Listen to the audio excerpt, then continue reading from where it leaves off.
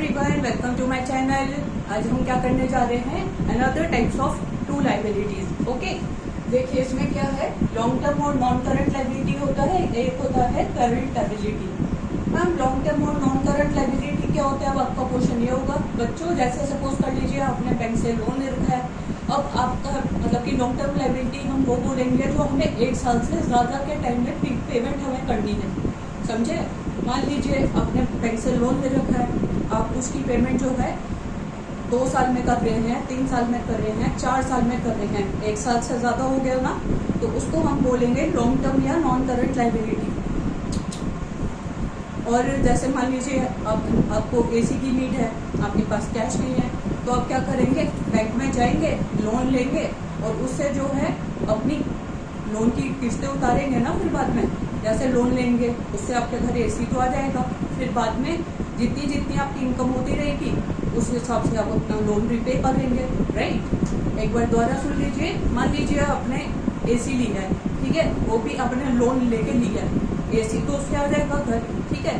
तो और क्या होगा, आपकी जितनी अर्निंग हो रही है, थोड़ी हो रही है, ज्यादा हो रही है, आप उस हिसाब से अपना लोन जो है चुकाएंगे, रिपे करेंगे, वापस करेंगे पैसे बैंक वालों के। उसको हम बोलेंगे, जिसकी पेमेंट हम 1 साल से ज्यादा के पीरियड में करते हैं उसको हम नॉन करंट लाइबिलिटी बोलते हैं, ठीक है। आइए पढ़ लेते हैं।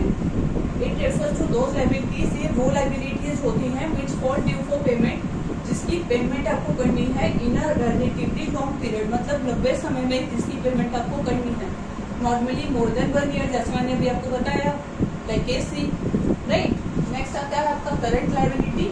It refers to those liabilities, ये वो लाइबिलिटीज होती हैं which falls due for payment in a relatively short period, मतलब कि जिसकी पेमेंट आपको जो है शॉर्ट पीरियड में करना है, मतलब 1 साल के अंदर अंदर करना है। मान लीजिए मैं जो है ज्वेलरी का काम करती हूँ, ज्वेलरी का शोरूम है मेरा, ठीक है। ज्वेलरी तो मेरे पास आ गई पर मैं उन्हें पूरे पैसे नहीं दे पाई, तो वो क्या हो गई, मेरी लाइबिलिटी ऊपर ही नहीं गई ना। और मैंने उन्हें बोला कि मैं आपके पैसे 5 महीने 6 महीने में दे दूंगी जो रह गए हैं, कुछ पैसे मैंने दे दिए, कुछ पैसे जो मेरे रह गए हैं वो मैं 5 महीने या 6 महीने में दे दूंगी, ठीक है। तो वो हो गई हमारी करंट लाइबिलिटी। ध्यान रखना, जो 12 महीने से कम के टाइम में होगी उसको हम करंट लाइबिलिटी बोलेंगे, जो हमारी 12 महीने से ज्यादा के टाइम में होगी उसको हम नॉन करंट लाइबिलिटी बोलेंगे। और अच्छा एक बात बताइए, हमने इंटरनल लाइबिलिटी भी पढ़ा था, हमने एक्सटर्नल लाइबिलिटी भी पढ़ा था। उसमें क्या पढ़ा था, जो सारा का सारा अमाउंट हमारा बिजनेस जो है प्रोपराइटर्स और ओनर को देगा। क्यों? क्योंकि प्रोपराइटर जो कि मालिक है, उन्होंने बिजनेस में पैसा लगा रखा है, और जब वो बिजनेस में मतलब जब वो बिजनेस करते हैं तो वो दोनों चीजें अलग हो जाती है, मालिक अलग, बिजनेस अलग, ठीक है।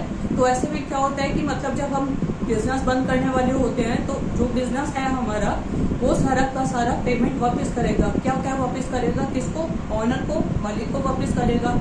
एक हो जाएगा कैपिटल जो उसने पूंजी लगाई थी, एक होते हैं जितने प्रॉफिट्स हमारे एकत्रित हुए जब तक हमने बिजनेस करा, ठीक है। तो उसको हम बोलेंगे इंटरनल लायबिलिटी। और एक होती है हमारी एक्सटर्नल लायबिलिटी, जो हमने बाहर वालों से ले रखा था, और हमने बाहर वालों से ले रखा था तो हमें देना भी पड़ेगा ना। पहले बाहर वालों से आए हमारे पास, अब हमें बाहर वालों को देना होगा, ठीक है। तो वो हो गया एक्सटर्नल लायबिलिटी। उसमें भी आपके आ जाते हैं क्रेडिटर्स हो गए, बैंक लोन हो गया, राइट। तो ये सब आपकी लायबिलिटीज के टाइप्स हो गए। I hope this all classes clear to you. अब नॉन करंट लायबिलिटी आपको पता चल गया है कि जिसका 12 महीने से ज्यादा के टाइम में आप पेमेंट करते हैं उसको नॉन करंट बोलते हैं, या लॉन्ग टर्म लायबिलिटी भी बोल सकते हैं।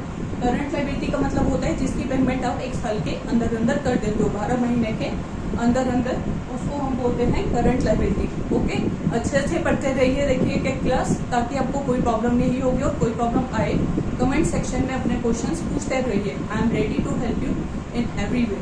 ओके।